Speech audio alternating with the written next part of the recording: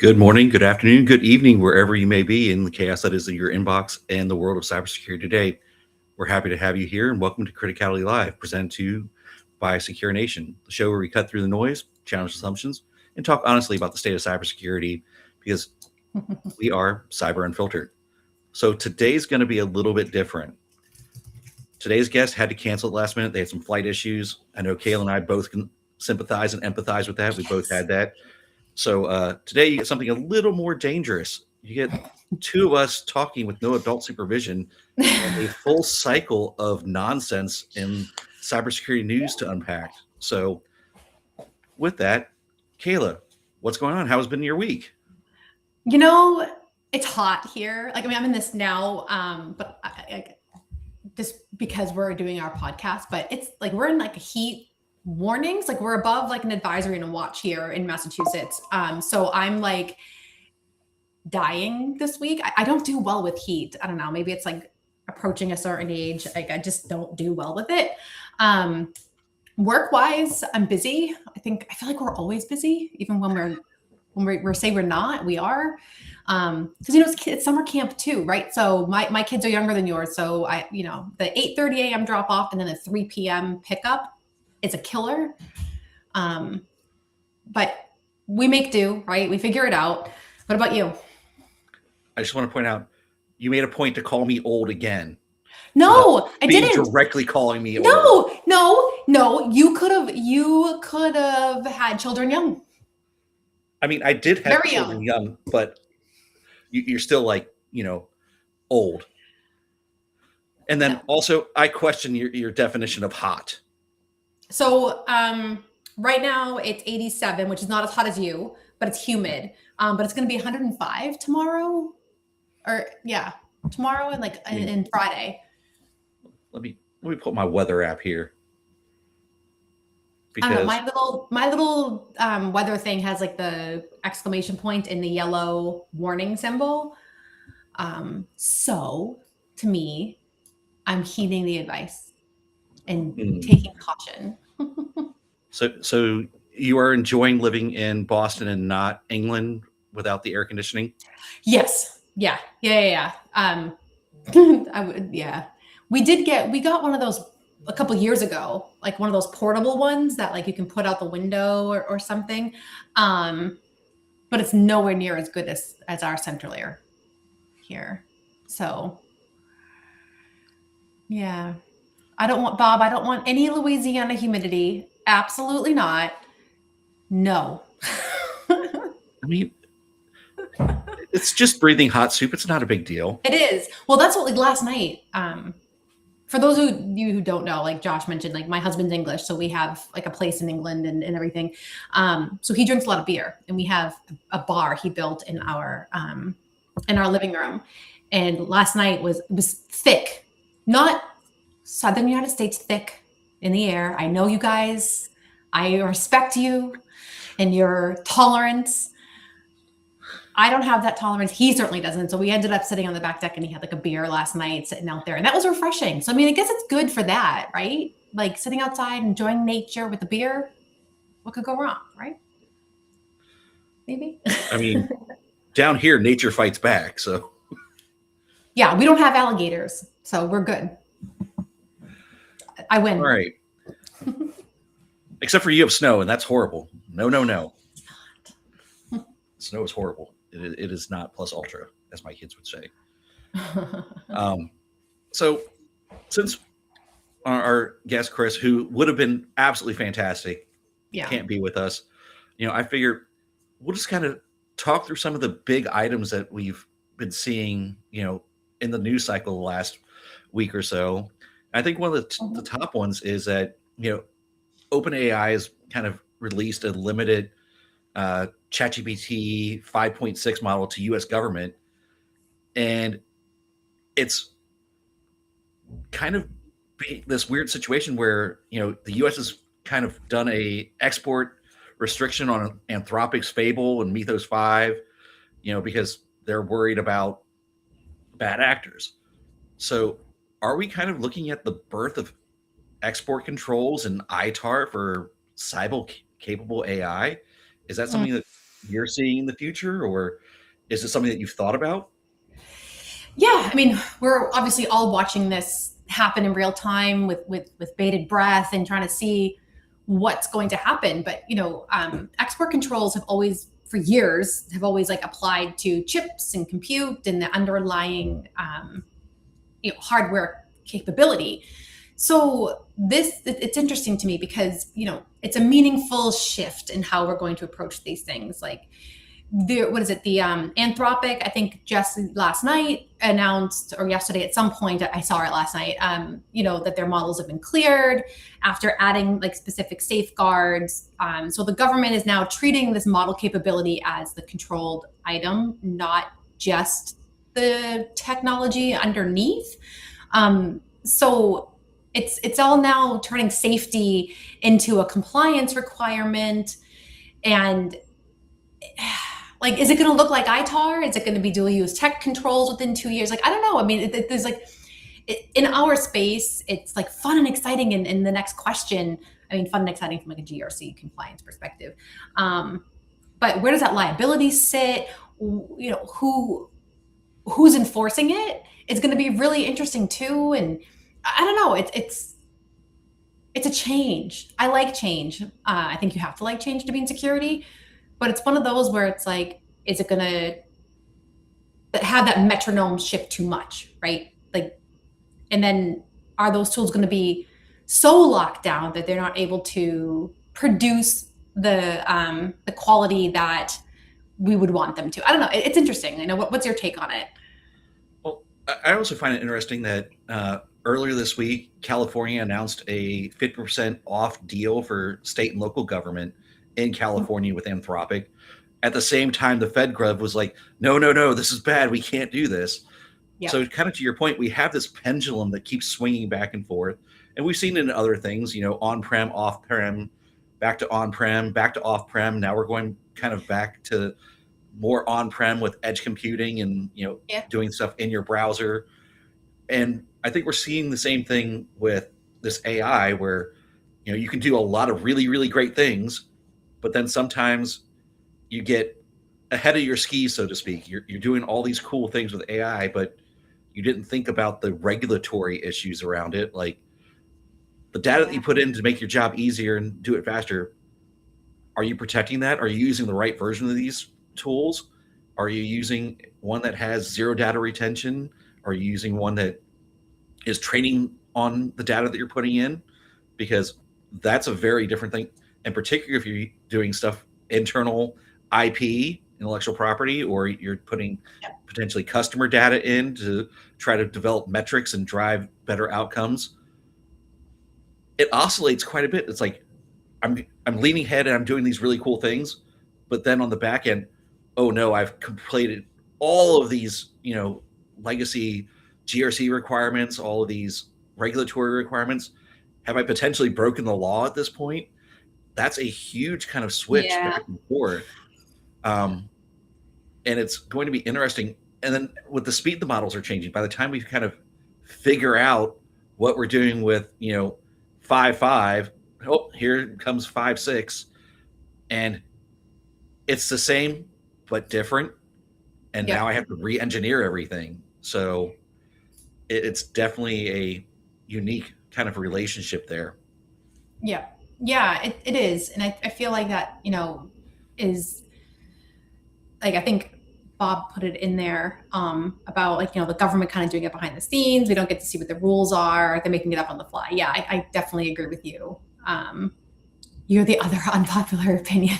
I don't think that's unpopular though. I mean, I think that's a fair assessment of what's happening where we watched it live. I mean, I was in my Claude and all of a sudden I got like can't use it. Can't use this thing. And I'm like, what is happening? And then, I was behind on like reading X, Twitter, whatever, and the Discord channels and stuff too. And yeah, it's just like, who was on the right side of the bed this morning? Like, right? Like who woke up and is like, oh, we're gonna approve this now.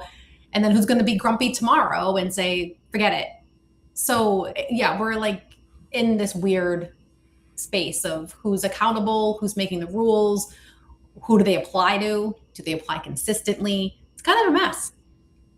I Complete mess. mean, I'm at least consistent. I wake up every morning and choose violence, so you know exactly what you're getting. You don't.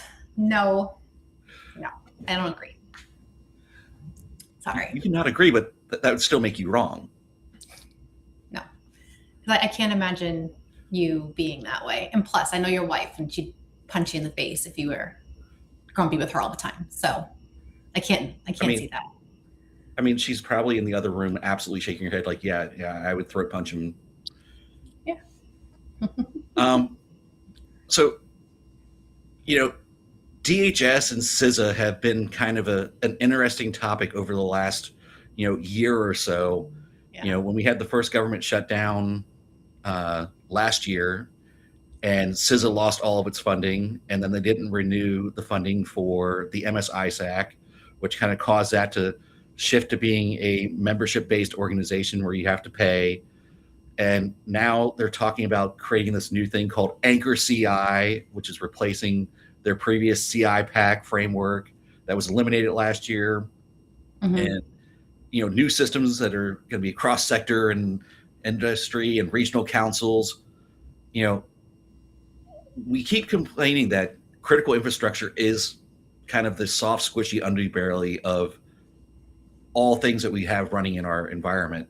You know, I can talk hospitals, and you know, we can look at the epic outage from a few months ago where 60% of all hospitals lost their medical records. But then also look at more legitimate critical infrastructure like water and power. Most hospitals only have enough water stored on site to run Right. at a just sustaining care capability for 24 hours without having to ship water in. They can generally only run generators for up to 24 hours before they have to start shipping fuel in to run that stuff. And at that point, they're also cutting off all life-saving surgeries. It's just maintaining care, and that goes across multiple sectors. Most grocery stores only have enough food to feed their supported population for about 3 days before they'll run out of food because we've moved to just-in-time logistics.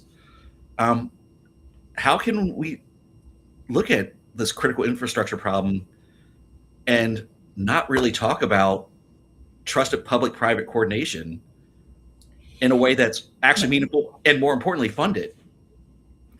So I am all for sharing information, but the private companies that were part of the CI pack before were sharing just enough to look like they were cooperative, and then the US government entities were sharing just enough, to like avoid liability. I don't really think there was a true sector, cross sector, industry specific, like regional council collaboration. I really feel like there wasn't enough. And if there's no real trust model underneath this new Anchor CI, are we actually going to accomplish anything? I feel like no, we're not going to. Like that trust is not there. Um, so I don't know, because I don't really think that the CI pack failed. Like I don't think it failed because it was a structural problem. I do think it was this lack of sharing, honest sharing, thorough sharing maybe is a more appropriate way to put it. So I'd want to see like an incentive structure maybe being put in place before I would think that this is a fix, because I don't feel like there's an incentive enough to share. And I'm not an expert. I don't know what that looks like. Maybe you do. But Well, I'm kind of with you on that. There's there's some incentive to look like you're sharing, but there's very little incentive to truly be transparent, because at some point you're weighing out, am I giving away potential exploitable vulnerabilities by mm, sharing versus am I protecting my industry and I'm hoping that my near peer is doing the same. Um, but then also, if there's no funding behind it, it's great to say we should do all of these things, but how much can we make a private company that's running water or power or running any number of these other critical infrastructure items like ports, locks, dams, and make them do something that's going to be counterintuitive to their shareholders obligation that they have with the SEC to do the right by the business, not necessarily by what is good and safe for the larger community as a whole. But to that end, though, isn't it good for the business to be secure? And isn't it good for the business, like as a business outcome? And I don't know this answer. This is these are rhetorical questions. Unless if anybody is an expert and would like to chime in on the side, like let us know. But to me, it is in the interest of the business to fund, in particular, critical problems, right? Like the solution for those things. So I don't know. Is that right? Maybe that's an unpopular opinion. Well, we have to look at it from this way. You're a business owner. Mm-hmm. Are you going to invest in things that directly generate revenue, or are you going to invest in security that might, as a second or third order effect, do revenue generation? See, you can't ask me that because I'm a security and risk-minded person. So I would invest, yes, in the security to remove the risk because to me, building and maintaining trust is super important, right? I'm not a multi-billion-dollar organization, but I am building and selling trust programs. So I need to make sure my clients believe and trust in me. So I'm probably the wrong person to ask. So from that lens, yeah, I don't know. I just feel like it's I would rather spend the money and avoid the risk, or not reduce the risk because you can't really always avoid it. Reduce the risk of the likelihood of something happening and being completely screwed over, and then losing clients and having market reputation risk there. And maybe never seeing, I wouldn't know, right? Like that's what you and I probably get asked this question a lot. And I'm sure our listeners do too, right? Like, well, how do you quantify and qualify that you're going to have an ROI on your security tools? Right? A lot of that comes down to what's your market. But Right.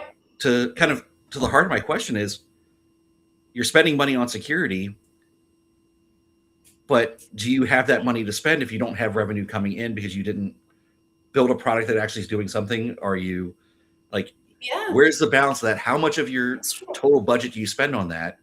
And kind of talking to Bob Miller's point here, where he's talking about the absolute disregard of risk for water companies. I know in South Louisiana, I've used this example a few times. There's a municipality that's running on a system that's run completely by a Windows 2000 server that's been rebooted twice. It's never been patched, and they're absolutely terrified to do anything with it because they can't upgrade it to a modern OS because the PLCs they have are 10 to 20 years older than the Windows box running it, and it wouldn't be compatible. Yeah. And to actually rip and replace it is a $20 million bond that they're going to have to raise. And you still run into that same kind of model with, I can jack up your electric bill rates to double the cost, do more security around that, or I just keep building out and try to keep prices low. And that's a very interesting dichotomy between those two pieces. And then there are some companies that are just choosing more profit. That's all I care about, more profit. They're going to deploy, the Huawei stuff that they're getting from China at dirt cheap prices and call it good. Yeah. But then does that open up the other question of, do we nationalize? Do we have to? If the risk is this high and the private companies aren't able to raise a fund or change the minds of their boards and their stakeholders of what true security controls look like, do we nationalize? Didn't England just nationalize their coal or something? They had during Thatcher they had privatized it, and now they've gone and they've renationalized it because it wasn't doing what it needs to do. Maybe that's a bigger question that we have. Do we let the federal and state governments come in and own that, and then tax dollars and other allocations go towards that security posture? I mean, I don't know. It's a good question. I think there's a lot of possibility. That, we have utilities that are owned by typically state or local government, and they're just as bad or worse than the privatized ones. Do we do maybe a six of one, half a dozen the other, and say, the federal government's going to subsidize you to get up to a minimum security bar, and then you're still responsible for run and maintain. Yeah, I mean, I don't know. That's a good question. It's interesting, and it's just going to show that our technology is moving much faster than private and government business can keep up with the threat landscape, and that's a bit terrifying. So let's kind of piggyback off that, and we're still talking about trust as kind of our overarching theme.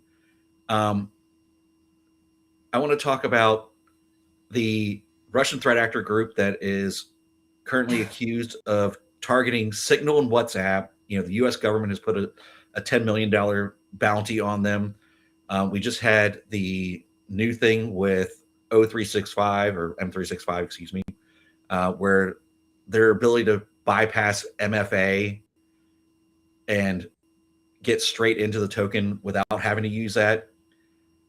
How much are we being kind of oversold in our messaging that, encryption is what makes us safe, without really thinking about what does that really look like? Oh my God, encryption is not the end line. It's not the finish line.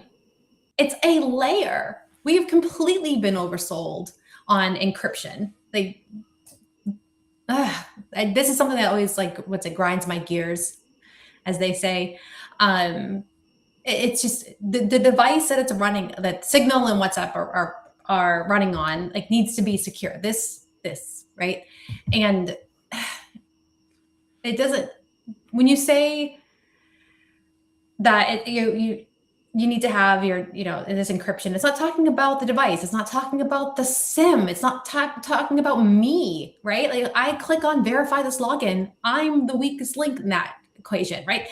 So I just feel like we've been sold that encryption is going to solve everything, just like MFA is going to solve everything and VPN is going to solve everything. No, they're all layers, and if you have a hole in any of those layers, something's going to get through. I don't know.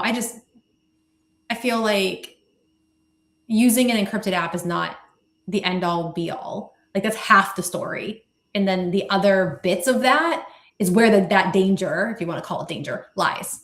In this case, it's absolutely dangerous because it's Russia, an enemy. But what are you going to do to fix it? Well, and that's kind of the Microsoft MFA bypass was very, very interesting to me, because for the last, I'll say, 3 to 5 years, people have been just hammering down, enable and enforce MFA and you're good. And we've seen that even with cybersecurity companies saying the silver bullet that we have, and if you enable, encryption in transit, you're going to be fine. And to your point, yeah, sure, Signal and WhatsApp are, encrypted end to end. What about that end device? If you're talking to somebody on the other end who has a jailbroken phone, yeah, the fact that your communication between each other's encrypted means nothing because it's unencrypted on the other side. Right. And that's where the real vulnerability becomes. And I don't know if it's still called this anymore, but like back in the day, because I was an auditor, so like the 3 lines of defense from the AICPA, right? Like, you need to have 3 layers. And like in the corporate world, it's like the business, your assurance functions, then you have internal audit. Those are like the 3 lines. And then you have like the external audit kind of sitting on the outside as an independent function. And you need to think about having layers of defense everywhere. It's not just, for work. Like, we talked about it over the past couple of weeks, like the routers that haven't been ever updated in the existence of having them in your home, your other IoT devices in the house. Like, are you patching them? Are they sitting on the same network as your home Wi-Fi for your work? Probably. So like, if you're not thinking about risk, which for all of us that are listening to this, we all have a risk mind. We all probably think about risk throughout the day in different ways, of course, but to be able to apply what you do at work to what you do at home and your devices at home, it's just going to make it less likely for something like this to happen. And the marketing has been great. Yeah, VPN, MFA, encryption. Cool. If you have only one of those things, something's going to happen. So I don't know. I feel like we need more awareness that it's not just one or the other, it's all. So Yeah. So Bob brought up a good thing that quantum is going to kill encryption. I teach cryptography at Tulane, and to be fair, quantum is not going to kill encryption. It's just going to be breaking it exponentially faster because all encryption can be broken at some point. It's just, do you have the time, energy, and resources to do that? I think with quantum, the big thing is all the stuff that was catch now, decrypt later is going to be kind of the big boon when you talk about quantum capabilities, because ultimately they could have gotten all this stuff over the last 10 years. And as soon as the first commercial quantum capability comes out, and depending on which news source you go, we're pretty close to having nation state quantum encryption and quantum computing. What's that going to do to all of that legacy data that has been out there that, yeah, sure, it's, 5 years old, but the PII stuff is probably not going to be worth really anything. But the trade secrets, the IP, that's still going to be held underneath a patent, or is still being held tight because they didn't want a patent and put out the whole process, that's going to be potentially huge. Yep, couldn't agree more. I feel like we've got our hands full here with these. It's again, the tech is moving too fast, and we're not able to keep up with it from a control perspective at all. And quantum, I remember I took a CISO course at NYU a few years back. I remember saying very specifically, "What about quantum AI? Like, what's going to happen when we start having quantum AI?" And it was, "Oh, don't worry about it. That's so far out. That's never going to be a problem for us to worry about." Are you kidding me? Like, look where we are now. That was the first year I was a CISO. So that was what, 2021, 22? So we're yeah. I don't want to be a Debbie Downer though. Like, oh, we're screwed. But are we? Well, I think that's the typical defender story, though, is the adversaries are orders of magnitude faster than us, and we're always trying to play the catch-up game because they are not encumbered by regulation and politics and all the things that we as practitioners have to deal with. Because we'll even go with something as fundamental as patching. Apple just increased how frequently they were releasing security updates, but we still have folks that are still using the OPM model, 7 days for criticals, 2 weeks for highs, month for mediums, 90 days for lows. And it still has to go through a testing environment, then going through a change authorization board that may kick it back for something.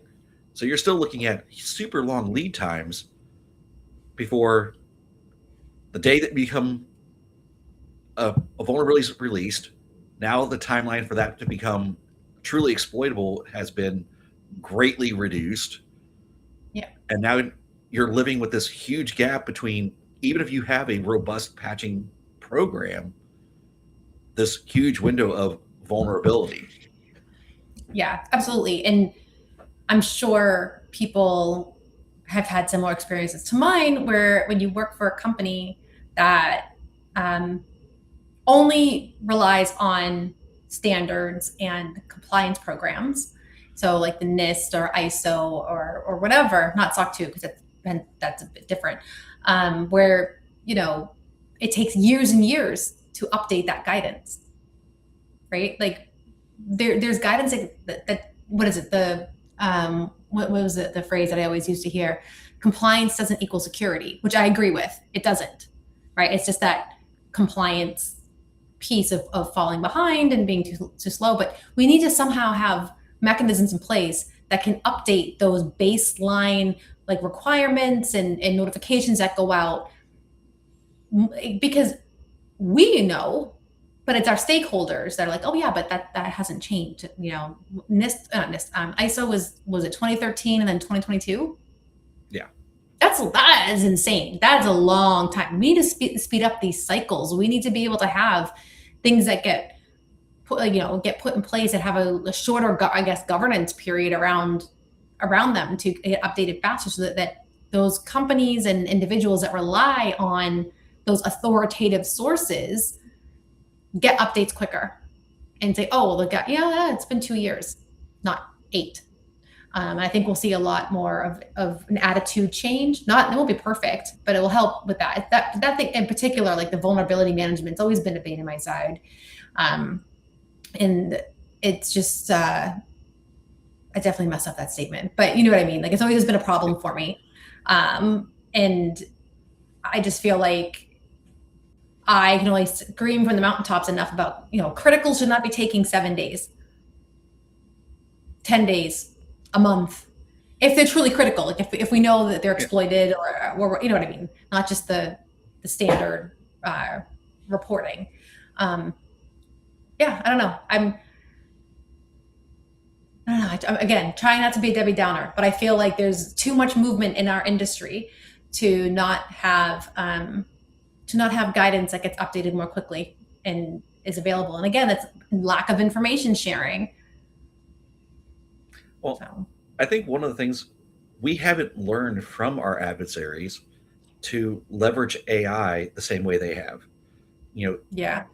I can and should absolutely be feeding in my, vulnerability data and my, my infrastructure design and, the workflows and, the dependencies into a tool that I can then take that vulnerability data and go, okay, what does this really mean for my organization?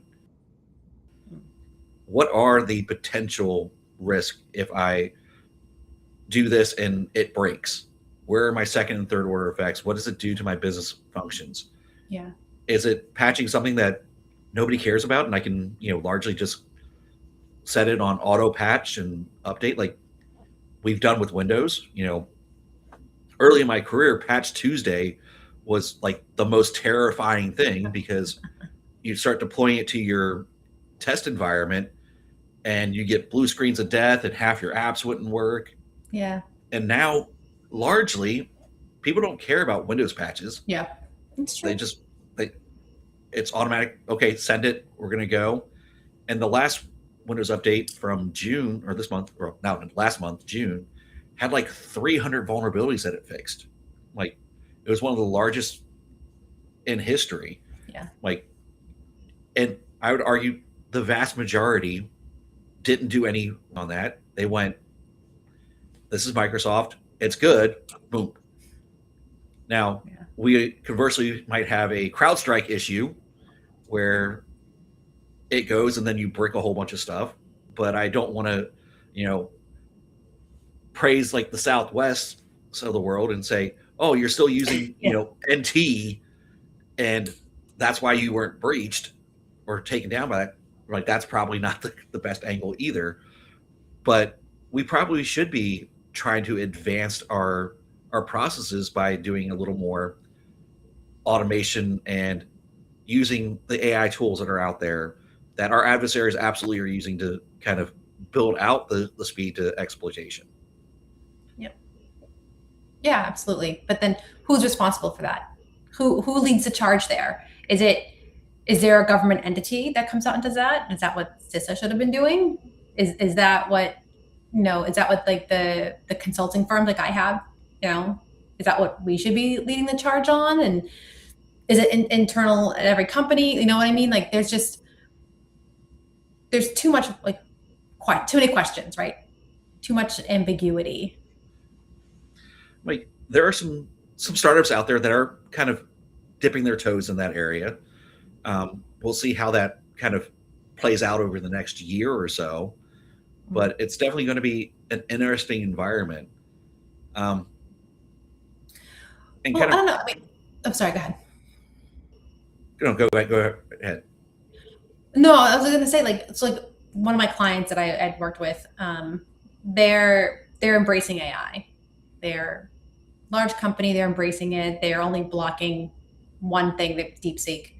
Um, and they put out an AI policy. Everyone agreed to follow it and submit use cases and all that stuff.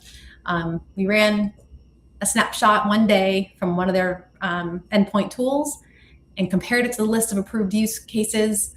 And there was an extra 39 tools that were being used across this company that no one had sight of, right? So who, I don't know. I just like, who is the one or and what entity can really come in and say, like, this is a problem. Like you're not even following. You signed up on something. I mean, you can't fire everybody. You can't write everybody up. But like there's clearly a violation there. Um, and so who does that? As a CISO, is that what the CISO should be doing? Because then they're the Department of No, even though it's not no, it's just transparency. And then if you apply that at a company like that my client had, which was like over 1,000 employees, publicly traded, so that you apply that on a grander scale with all these larger organizations, and that the risk there's too much risk, and the employees don't take it seriously, right? So if you don't take it seriously at work, then you're not going to be taking risk seriously in your personal life, which is why these devices aren't as great as they are, because it slows you down. I just feel like there's too much. Well, Yeah. I think that's the greater problem of that is that there's no one throat to choke, so to speak. Yes. With this, it's not necessarily a cybersecurity problem. I'm like, it's not wholly a general counsel problem. It's not wholly a COO problem. It's kind of everybody has a slice of the problem pie. Your general counsel is going to look at it and go, what data is being put into this? What legal liability does this create for the company? Yep. From the cybersecurity side, we're going to look at it and go, oh God, this data is going everywhere. I have no control over it. We don't know what's being put where. Yep. This is a problem for us. And what pathways does that inject into our environment for potential breaching, for potential, bad actors to get insider knowledge of our environment? For the operations folks, they're like, yes, do this because it makes us move faster and generate higher revenue, and we can, change the way our organization looks from a headcount perspective. If they're doing it right, they're taking that headcount and applying to all the other things that they complained they didn't have enough people before, as opposed to what a lot of organizations have done and said, oh, we're just going to replace headcount with AI because eventually that token bill will come due and they're going to see it's going to cost more. But there's layers to the problem, and it's not a clean, this is a purely legal problem. This is not a purely cybersecurity problem. And when you don't have clear ownership of one throat to choke, that's when you get this situation where, I can block everything and that's great, but someone's going to grab their cell phone and do it on their cell phone. Yep. Like we live in a world now where your device matters less than what you're connecting it to.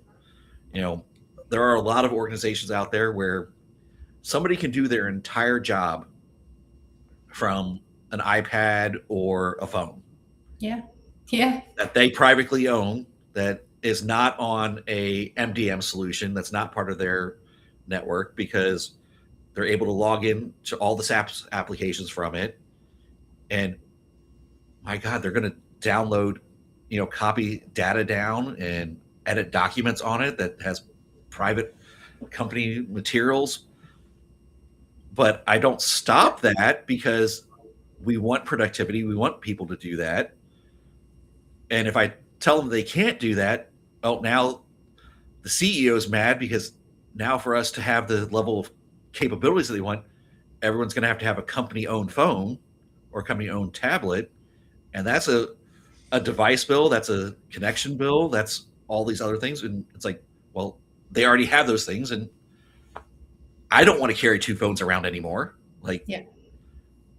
I did that when I was at one point, I had three different phones. I had my phone, my personal work phone, and then I had to be the on call person. So I had the on call phone. I'm like, and this is back in BlackBerry time frame. So I had like a stack that was this high. Yeah. My wife absolutely hated it because I'm like fumbling with phones. I look like I'm playing cards. But it's one of those things like, how do we do this? And the answer is it's super messy. It is. There's not a And real that's easy way to do that. but that's the thing. It's why is it messy? Why haven't we been able to figure this out? And is the answer as simple as, well, if we figure it out, then what? Right? It's like, oh, like we could have a cure for cancer, but then the insurance companies aren't going to have the money, right? Like, is that what this is? Where like if we can solve some of these problems, then other people, other industries, and other businesses are going to suffer. I don't know. I'm not a conspiracy theorist. Like I'm really not. But I think like hanging out with you and your unpopular opinion malarkey is turning me into one, because now I'm sitting here and be like, there's got to be a way to like to solve some of these things, and why haven't we solved this problem yet? And why is it still messy, right?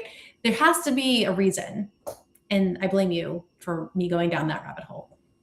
I mean, I'm just saying we haven't fixed endpoint hardening, and that's been since the mid 90s. So, and that's actually something that's relatively easy to fix. It's just time consuming and costs money. Yeah. So that's one of those interesting things. I think Bob had an interesting comment of leveraging AI in that you build all these things and then the government comes in and says, no, you can't use this anymore. Yes. And I was directly impacted by that. I was using Fable to like figure out how to build an app and all this stuff, and it took it from me. I was so mad. Yeah, my Greek and my Irish came out that day. I was so angry. Yeah. But Hayward makes a good point too, though, right? Like the governance piece, and like that's what like I'm doing. I offer those services, and coming in at companies at different levels of maturity. But the companies that think that they are really mature, I found that they tend to be only looking at one of two things. They're either only looking at the vendor, or they're only looking at the use case, and they're not actually looking at both. And when you start to look at both, you start to see that it's just like any other third party risk program, right? Like there's the low risk application, but a high risk use case. And is that something that do you accept that risk? Like, even though it's a high risk use case, putting it into, like it comes down to this governance and having the appropriate mechanisms in place to make those decisions and having that transparency. So I love that comment, Hayward, because you're spot on. You're absolutely spot on. I think the bigger conversation is that we don't, as a whole, really understand risk. And we don't understand risk as it relates to business.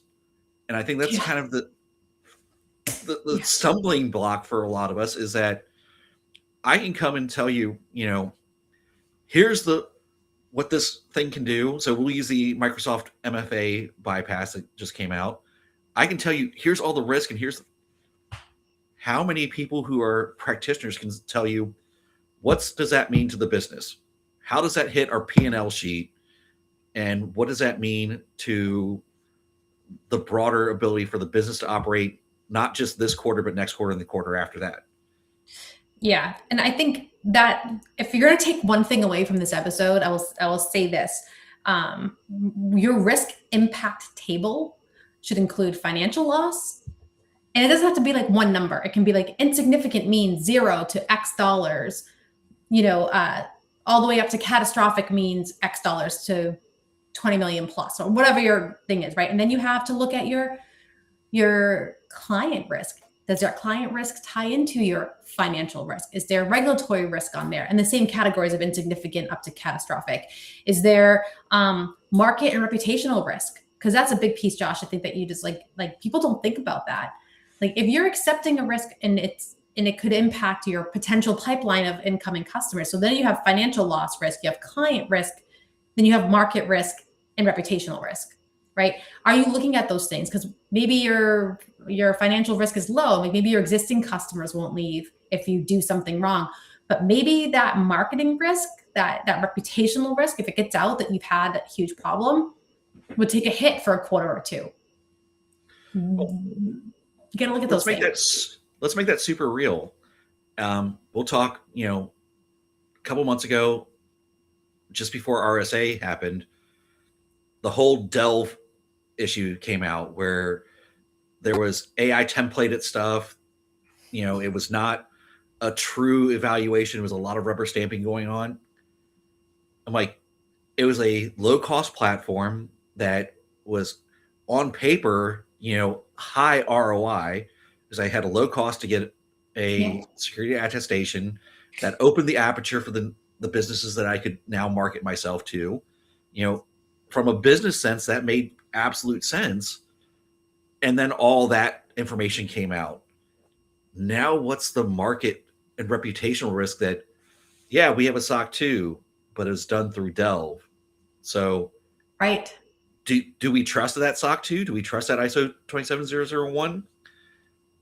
Does that now make it to where I don't use your business at all because you picked a bad vendor? Yeah, 100%. And the repercussions of that, I think, are going to be felt for a while, because I've been in calls with people that have raised that with me, that exact vendor and the problems that came out right before and during and after RSA. And, I'm like, nope, my stuff's all proprietary. I've built it all myself, and I'm not a certified body, right? So I would come in and I do your GRC program, your risk stuff, whatever. And then somebody else would go and look at it. That there needs to be that separation, that independence.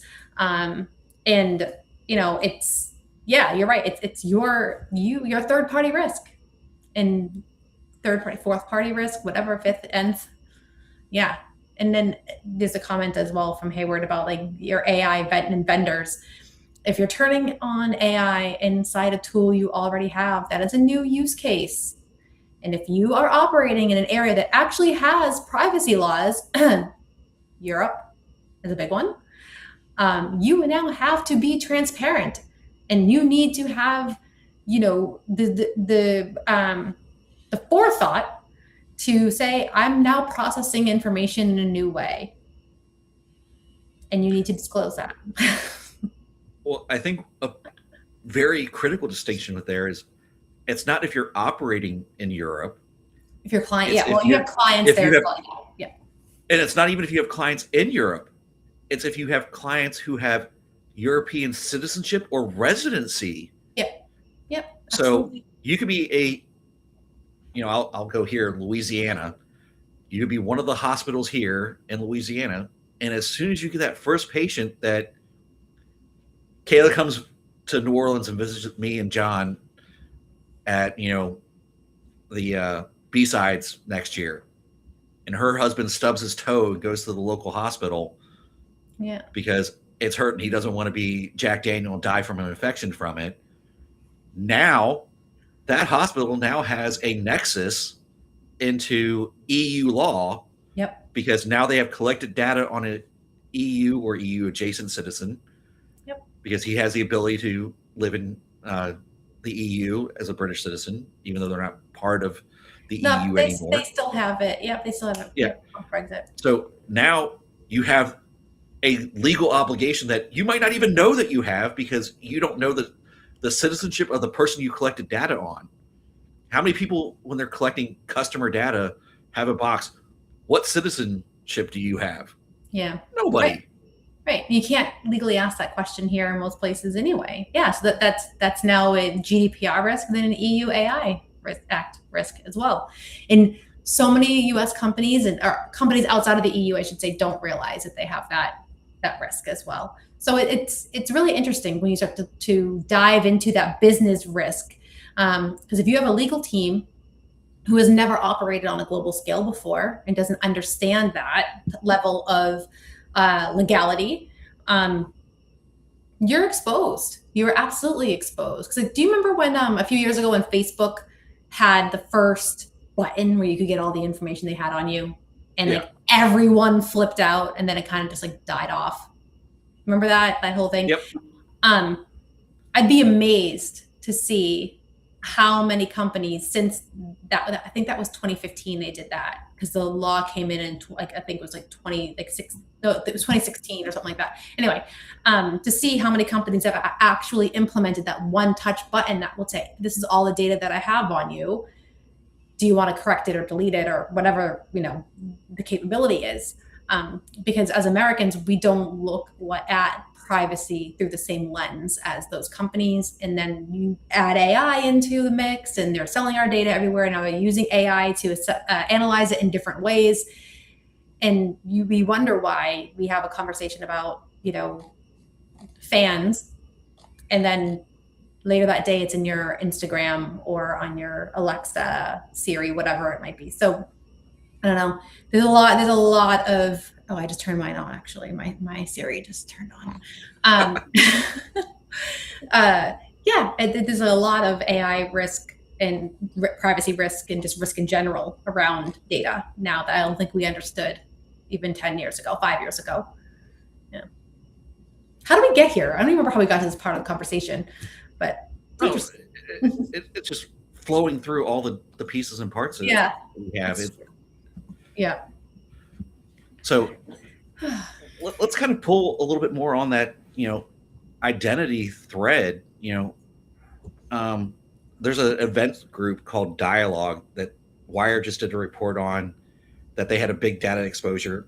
And what was interesting is that they had a lot of information about U.S. and allied nation security personnel, including, National Security Council folks, active duty military intelligence officers. I look at that and go, what about all these other organizations, all these other events, the Black Hats, the RSAs, the various B-sides? What if something like Eventbrite got hit? How many events are doing that? You go to any of the big conferences and you have Luma with all the various after parties that you have to register for, and you have to say who you are and what company you work for. Yep. When we talk about these kind of elite networks and conferences, are they now the soft, squishy targets for intelligence collection? Since when did invite only mean vetted? When did that happen? If you're giving your data to these companies, are you assuming that I've never assumed that I was vetted to go to some of these events. Like it was just, this is who I am. I don't think they're doing a background check on me. Wouldn't expect them to be doing a check on the other attendees, like to even a basic one to see if I'm going to someone who might be on a registry somewhere. Right? Like this, what's the liability to do that? First of all, like to run them. And then when you find something, what do you do with it? Do you disinvite people? Like, so I think we need to understand that just because you're going somewhere that's invite only, that you're pretty much at the mercy of whoever is going.